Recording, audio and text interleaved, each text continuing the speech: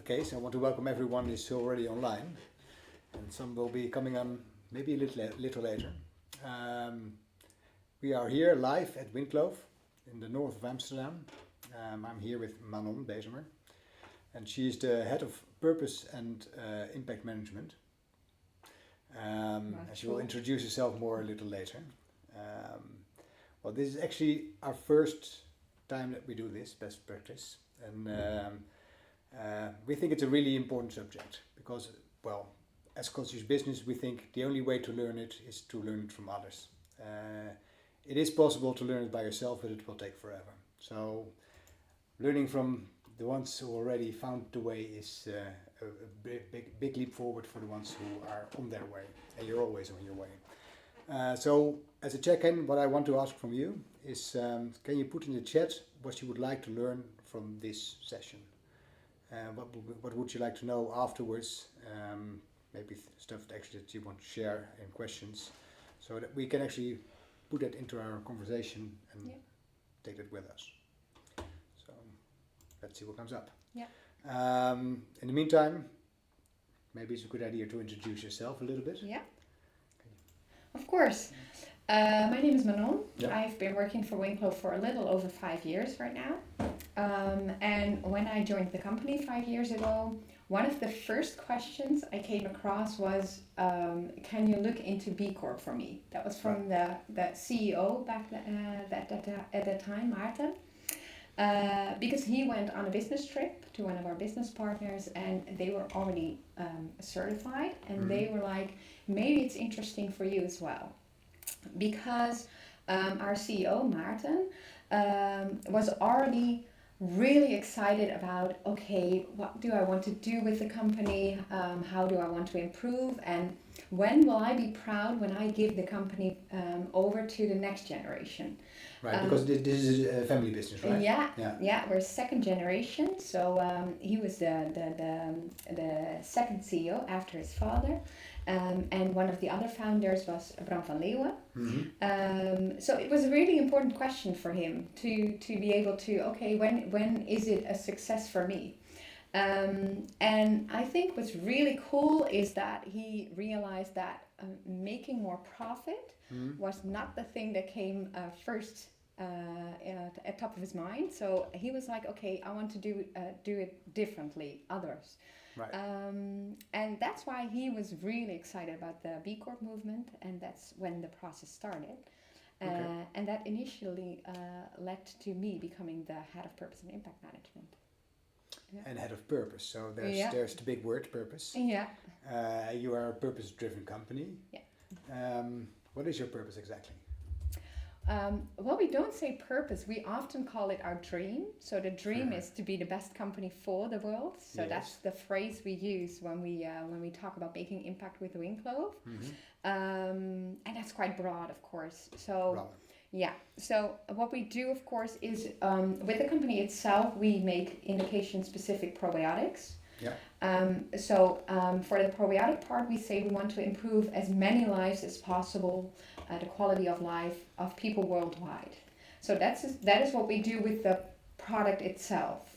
Okay. But with the company, we say we want to be the best company for the world. So we want to make sure that in every decision we make, we constantly balance the financial profit against the pure profit. That's how we call it. The pure profit. Yeah. So it should profit everyone. So not only financially, but it should also benefit all the stakeholders that are affected by a decision. Okay. And how do you make it tangible? Yeah, that's sometimes difficult, of course, because every decision varies. So it's not an easy task to do. But what we do, to give an example, in the projects we have, if we change something in a formulation, so in one of our products, we just check, how is the supplier doing? Is it a local supplier? Could it be more local? And how is an ingredient grown, for example? And that should always be balanced out against financial profit. So a lot of things to keep in mind while making changes. Yeah, and well, you hear it more often, which is great, that somebody gets intrinsically motivated, okay, I want to do things better. In this case, okay, how I'm going to leave it to the next generation. but in many companies, there's a lot of people, and they say, okay, this is our mad boss with his great plans, and they will be met with a lot of resistance. Yeah. How was that here? And actually, well, I think he pushed it on to you. Yeah. So yes, your experience in there would also be very relevant. Yeah. Well, I think it's perfectly understandable, of course, to meet resistance once such a big idea comes up. So I think it didn't differ that much at Winclove because for a CEO, I believe they have to be a visionary. So you need someone with ambition and a lot of courage to do things differently often. So at first, of course, we had a lot of colleagues here as well. We were like, oh, I'm not sure how much extra work it will entail, how will it affect what I'm doing. But I think once you show them the advantages it has and what it can do for them as well, they started to be involved more in the process as well. So it took me a lot of years as well. So I've been working here for 5 years. Even now, there are some people who are really on board, always looking at ways to improve, and other people who are a little less, and that's fine. I think it should never be the ambition to force everybody to be on board, but just show them and inspire them what the difference could be, and hopefully make them tag along as well. And were there actually people who left during this change of? No. Everybody stayed on board. Yeah, but I think the difference is they stay on board, but as said, some people are more excited and more included in the process. So there are still people here who are working on the amazing products we make, which is fine, and they are a little less included in the process of making it more sustainable, for example. And I think you need both, because even for me, it's also good to have some people with some resistance, so challenging me as well. But no people left because of the sustainable path, fortunately. Well done. Yeah. Yeah. No, there's plenty of examples of people who think, okay, this has become a sect, I don't want to be here anymore. Yeah. And it is a change of direction. So true. it would be normal if people would leave for that direction, but all the better if they don't. Keep the experience on board. But what did you run into as the biggest point of resistance when you were? I think your thing was to become a B Corp. Yeah. So lots of things have to be done in that process. Yeah. Both in registrations, but also in changing policy and taking people along. Yeah, true. Well, I think one of the biggest challenges for us when we initially tried to become certified was because we are a family-owned company, we do a lot of things because we just did it like that for 35 years already. Yes. So it was just something, to give an example, if we bought office furniture, we always did that with a company around the corner because that was what we always did. And for us, it was quite a challenge to create the policies, as you mentioned. So we are not a company who wrote down everything, making agreements or making contracts. It was just the way we did things. So that was a big challenge for us to create the policies and to write down the agreements we had, because that was what that was really needed for the B Corp certification, because they want the process to continue even when some people, for example, leave the company, that it will continue. So the procedures have to be formalized. Yeah, true. And did you do it all by yourself, or? No, a lot of help from different departments. So for example, for my process, the purchase department was really helpful, but also HR. Because to formalize things, you have to not only write them down, but also make sure that they are included in the process you have already. So those were two departments that really helped me during the certification period. Yeah. And one of the things of what you often hear, if you get more conscious as a business, it will probably go against profit. Mm-hmm. How does that work out here? I don't agree, because I think that's not always the case. We have a lot of examples where it's a win-win for everyone, so you can save costs and be more sustainable.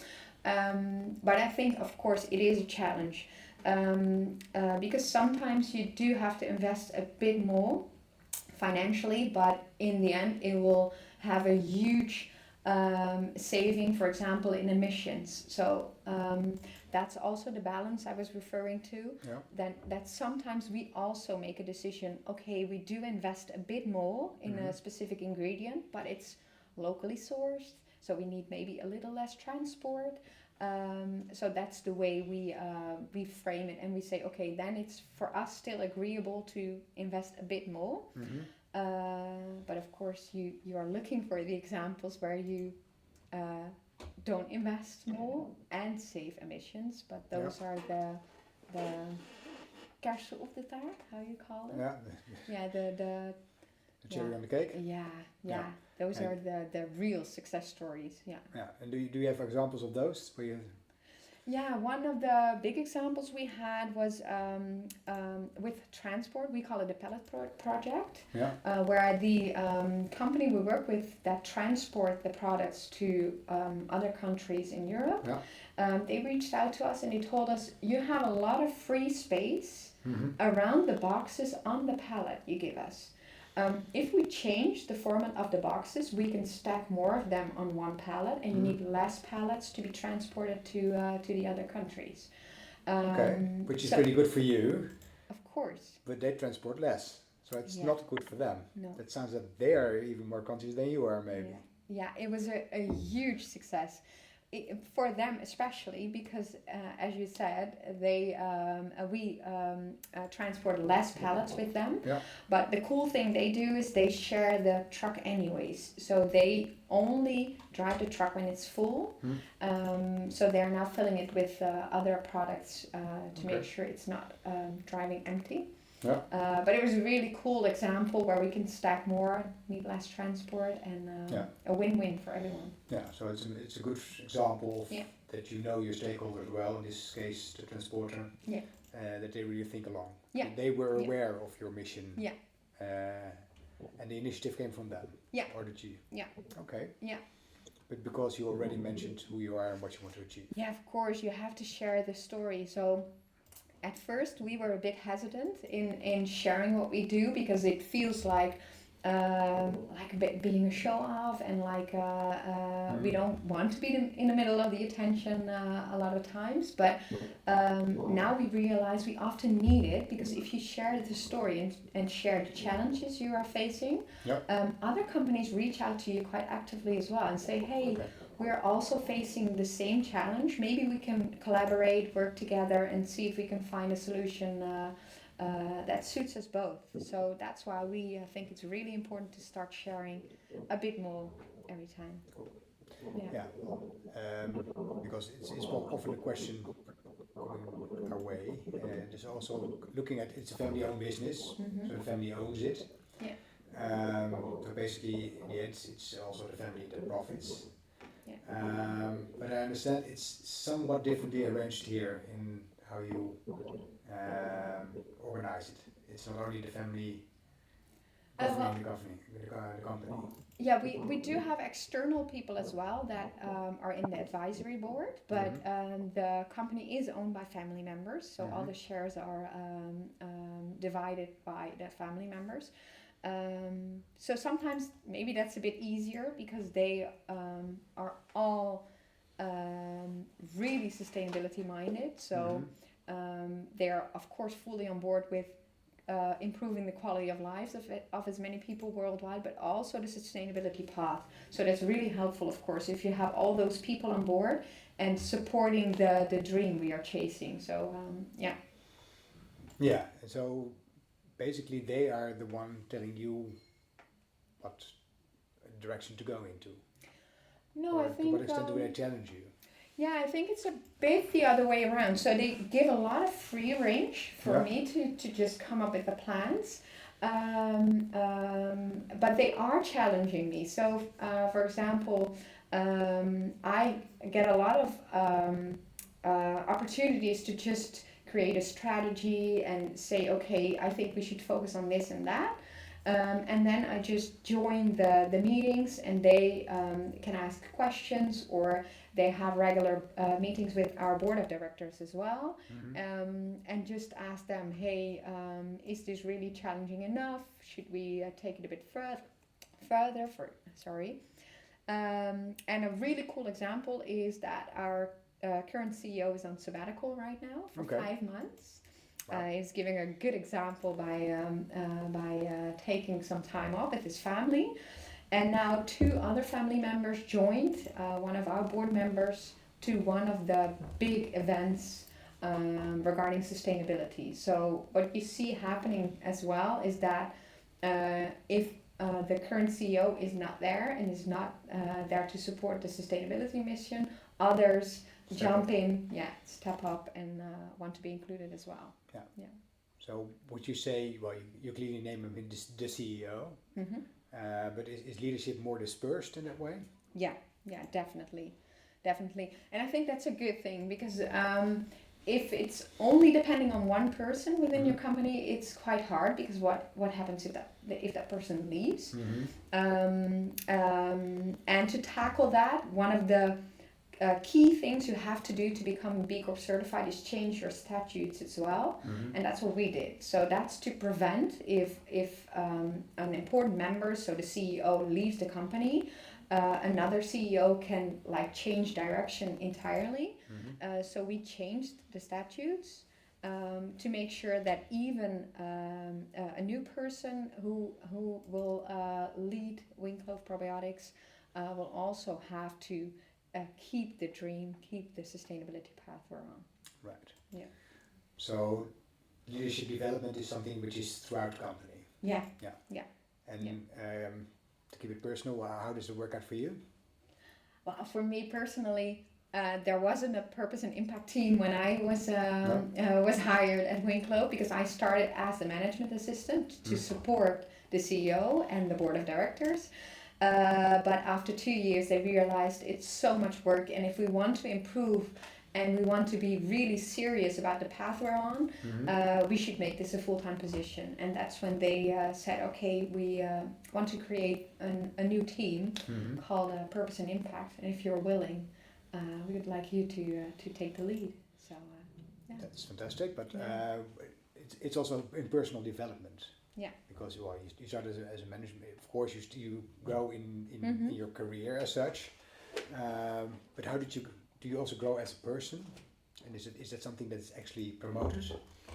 Yeah, definitely, because I think what's important here is that you get a lot of options here. So Winclove is the kind of company where they say, okay, if you do see an opportunity and you feel excitement to tackle something, you get the space and the time to just explore. And that's what they gave me as well. So initially, when there wasn't a purpose and impact team, I just got the time and space to start different projects to see if it excited me. Once we knew, okay, this will become quite a big thing, I did an education as well for impact management and a lot of leadership trainings, and a lot of courses to make sure how do you involve the teams here at Winclove on this sustainability path as well. So it's a combination of both personally being excited about the challenge, but also a lot of support from the company as well to help you develop. And support in what way? Because you mentioned a lot of training and stuff. Is this something you have to find for yourself, or you're actually being coached in? Also both. Both. Yeah, both. Yeah. Yeah, of course, because we have a lot of coaches here. So one cool example they offered me is when I was still doubting, okay, which way to go.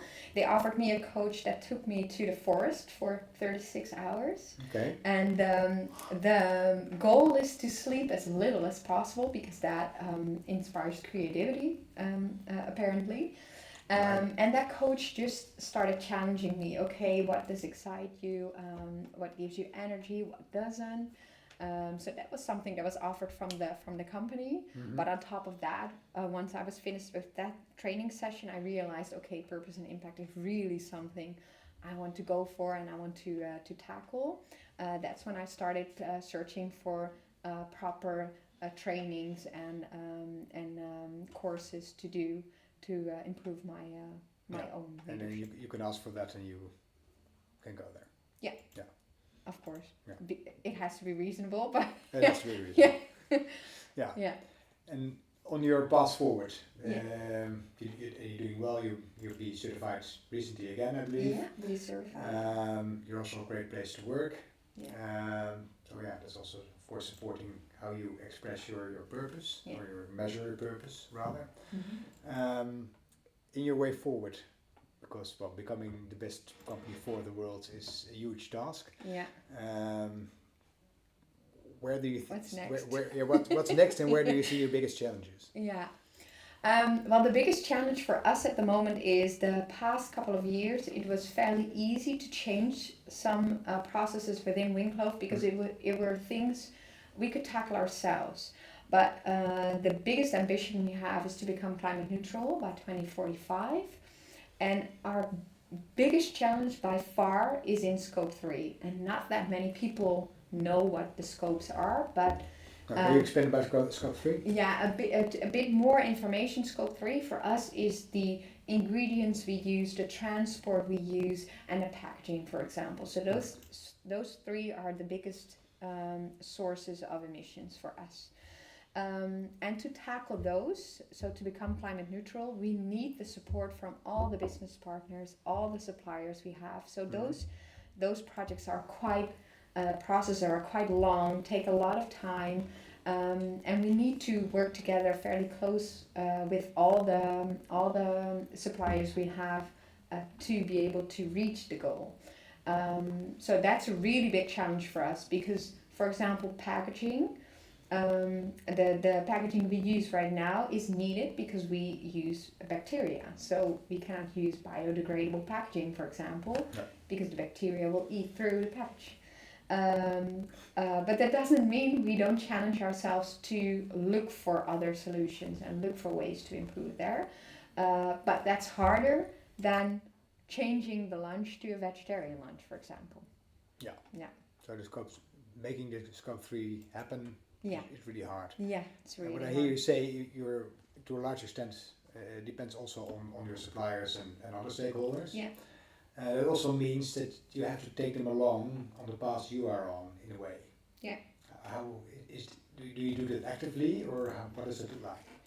Yeah, actively, but in small steps, because there's only so much you can communicate all in once. Mm-hmm. So if you bombard every supplier, every business partner with everything you're doing, it's a bit much. Mm-hmm. But to give a few examples, we started launching our impact report externally for the past 2 years to show the business partners and suppliers what we are doing. Mm-hmm. But we also include the challenges we are facing in there, mm-hmm. and tell them, hey, if you have a solution or if you're running into the same challenges, please reach out to us so maybe we can collaborate. But also last year or the beginning of this year, we had partnering days where we invited business partners to Winclove Probiotics because mm-hmm. we just moved to this new building. And we also did a social impact program. So we showed them why we think it's important to give back to the community. And we did a really cool activity by making these insect hotels and these ecosystems to actually make them do something. So not listen to a story only. Mm-hmm. That was also part, of course, of the program to show them, okay, why we think it's important, but also actively create something to give back. So it's small steps sometimes. Small steps. Yeah. And the suppliers are one thing. Do you also have, for that reason, change suppliers, or? No, because I think for a lot of companies this is the case, but especially for us as a family-owned company, we have quite long-term relationships, and that's what we value. So we heavily invest in those relationships. Okay. Some business partners, some suppliers have been collaborating with us since the beginning. Right. And that's a really cool thing, because maybe it takes a bit longer sometimes to get them on board. But often they're also really sustainability minded. So we try to invest in just collaborating a bit more and inspire them why it's important for us and for them to work together on this topic as well. Okay, so if I listen to you and hear correctly, you rather stay with the original supplier or client or whatever, take them along instead of changing to somebody who's more conscious already, which might work in your B Corp registration with more points. Mm-hmm. So it's important to you to have the patience and to keep investing in the long relationships. Yeah. Okay. Yeah. Beautiful. Yeah. No, it would be very easy to actually quickly swap and make quick wins. Yeah. Sell off stuff that you are more and get it to somebody who keeps it as filthy as it is. But that's not your way. No, and in our case, a lot of the suppliers and business partners are really excited. So maybe it takes a bit longer. Yeah. But I've never faced one that said, okay, never will I change or collaborate on this topic. So they because the laws and regulations are changing, but they also see consumers demanding more sustainable options. So it's coming from every direction. So they are quite willing to think along. Do they actively come to you also when you publish your reporting and you send it around to all your stakeholders? Do they react on the questions that you pose there or on? No, I think that's still one of the challenges we're facing. So only stating in the impact report, hey, please reach out to us isn't enough. No. So that's why the past 2 years when we launched it, it was a great success. So we do get a lot of feedback from the suppliers and business partners that they really like the report. Yeah. And we get a lot of positive feedback from employees, for example, as well. Also new people joining the company because they read the impact report. But if we don't actively put this topic on the table when we have business meetings, for example, they don't often reach out to us proactively to tackle something. So we have to keep repeating the message and make this an active topic during every meeting we have. Right. You just mentioned if people new people, they already read it. Yeah. Do you make them or they just find it? We don't force them. No. No, but it's on our website. And what we do see happening is a lot of people nowadays want to work for a purpose-driven company. So they of course Google, search online, and in every job opening right now we do mention that we're a B Corp certified, Great Place to Work certified. And this is an active topic we discuss during the interviews as well. So we do see happening is a lot of people just download the report and just go through it because they want to get to know the company a bit better. Mm-hmm. So it's really helpful for looking and obtaining new talent. Yeah. So you actually attract talent based on that. So that's one of the big advantages you have. Yeah. Are there other advantages of being a best company for the world? Yeah, attracting talent is by far the most, of course, but I think as an inspiration, just leading by example is just something we firmly believe in. So I think that's the biggest advantage. Just showing other companies as well, and for example, we're quite active here in the northern part of Amsterdam, and often companies think it's a big topic. You have to do so much to be a good example, and we try to show them that sometimes it's something so small you can do. Just ask a couple of people to help handing out Christmas packages or donate something. It could be something really small that's super helpful for other people. So that's something we try to do. And then the biggest advantage is that you come across these cool initiatives where you help people with small actions and you actually change their lives. So that's really cool.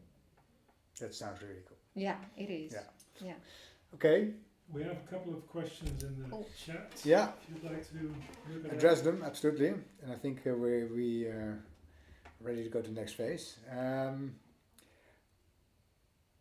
let's start it all up there with the first question being, what as a leader are you leading, not how, when you are leading consciously?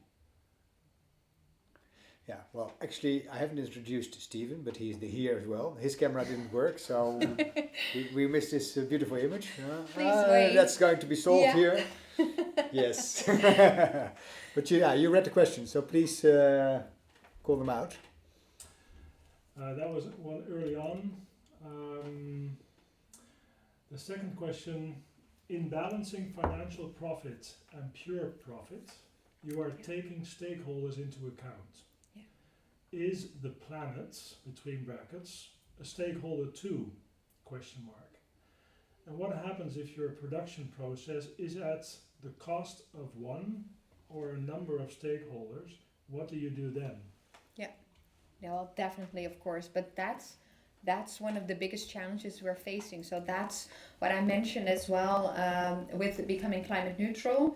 For us, on one hand, the products improve quality of lives of a lot of people worldwide, but on the other hand, as mentioned, the packaging at the moment does not.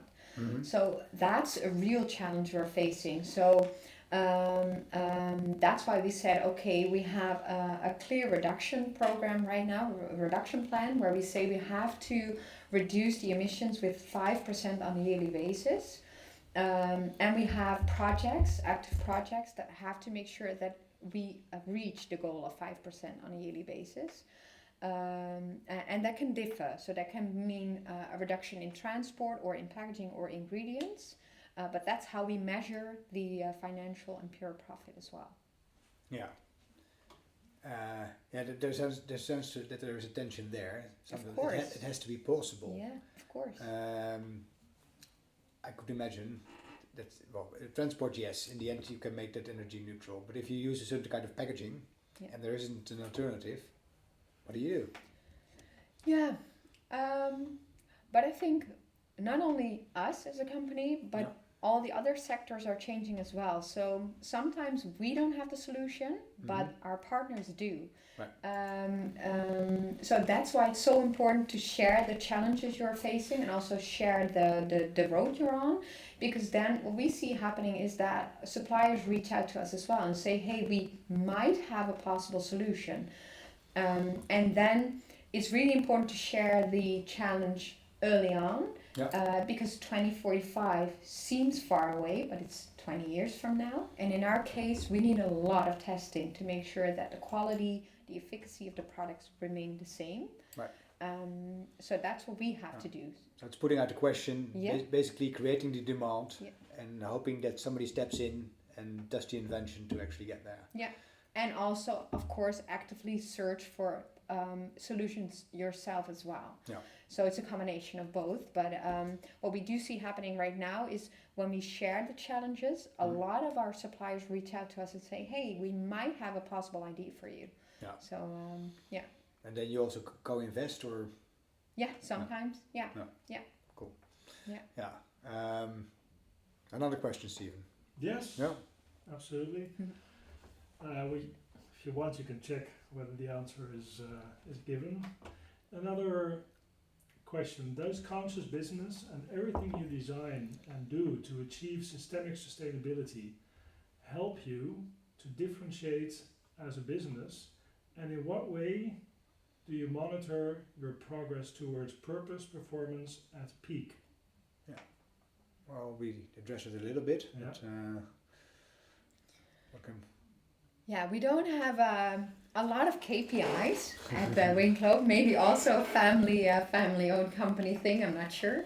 But of course, what we do is we, on one hand, we measure the growth of the company. We say, okay, we do have to be commercially successful to be able to give back to the planet as well. So we do have a growth ambition. So that's something we monitor. And then what else? What else was in the question? It's especially about the monitoring. Yeah, because it do. In the question was also if you do stand out as a company, and I think right now you do, because if you're an early adapter and you intrinsically show what you're doing with the company right now, it gives you a huge advantage. So because it's not being forced upon you as a company at the moment, what we see happening is that at first maybe some of the business partners weren't that on board with the mission we were on. But right now, as said earlier as well, a lot of consumers are demanding more sustainable options.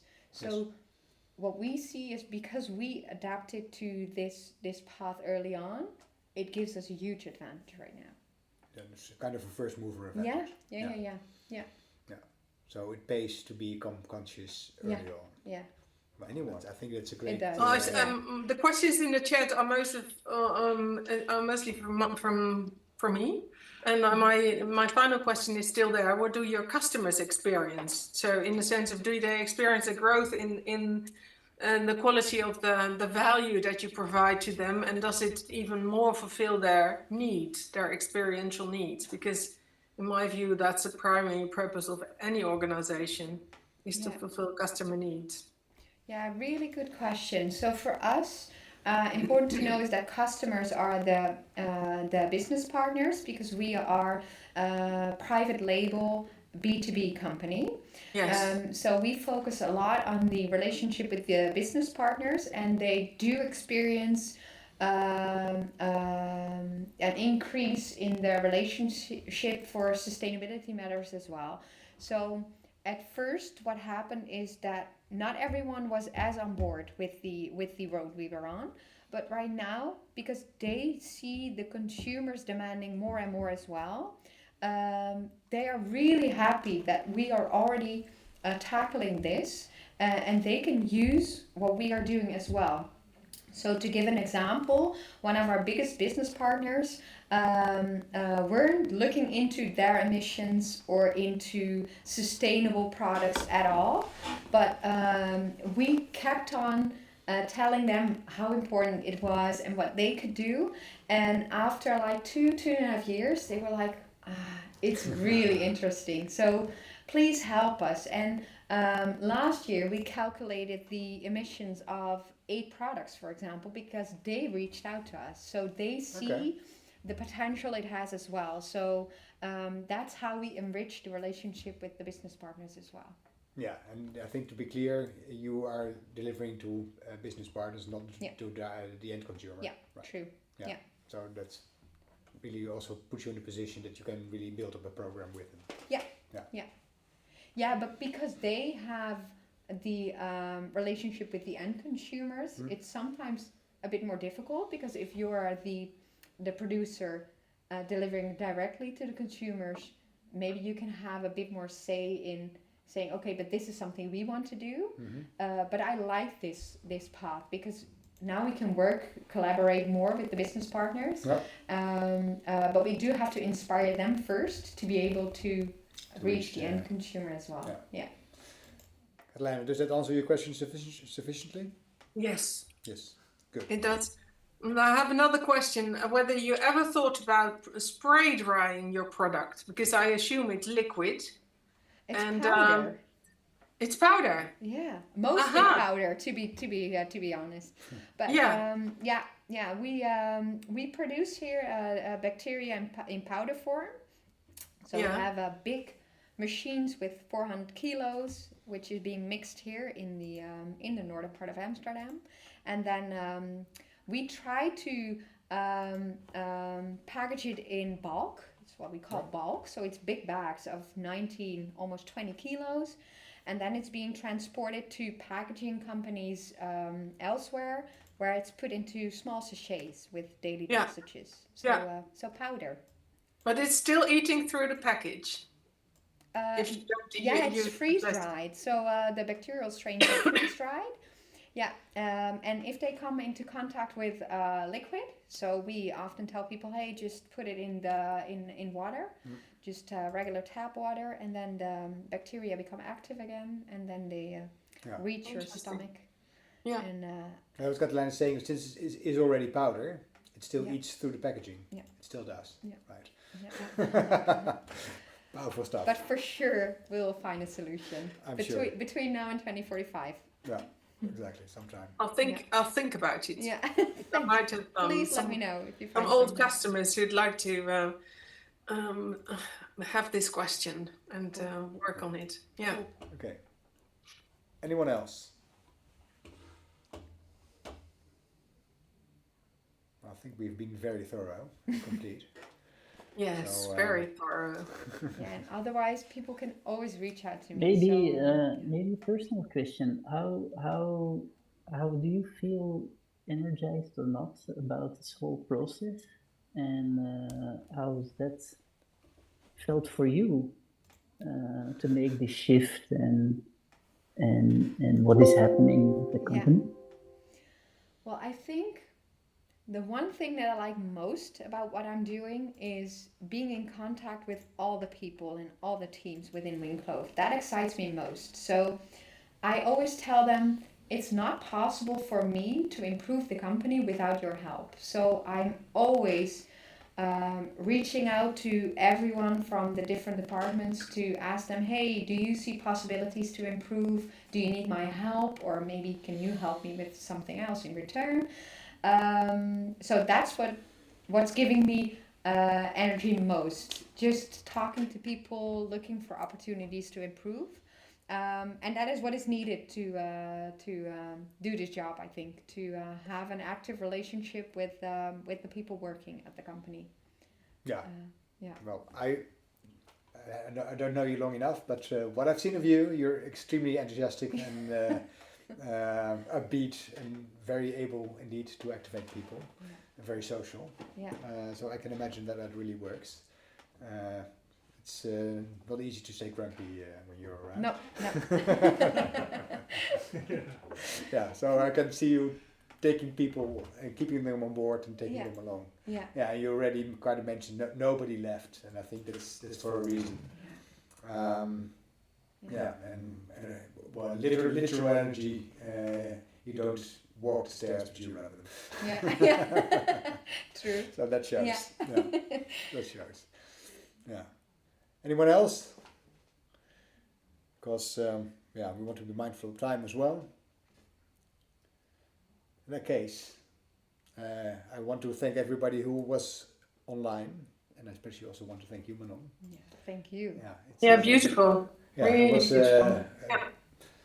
an honor to be in the company. Well, it's not the most exciting part that we can show, not the machinery and stuff and the laboratories, but at least it gives a feel of what it's like here in this beautiful new building. Yeah. Well, it's people who are making the difference, right?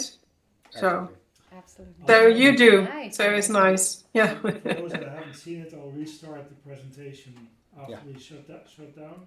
Then you can see a little bit of the company as well. Great. Yeah, and please, if you're ever close by and are excited about the company and want to pay us a visit, reach out to me. You're always more than welcome, and I'll give you a tour of the company. So feel free to drop by. Yeah, somebody certainly will do that. Okay. Great. Well, Thanks a lot. thank you all so much. Thank you very much. Yeah. Bye-bye. Bye-bye.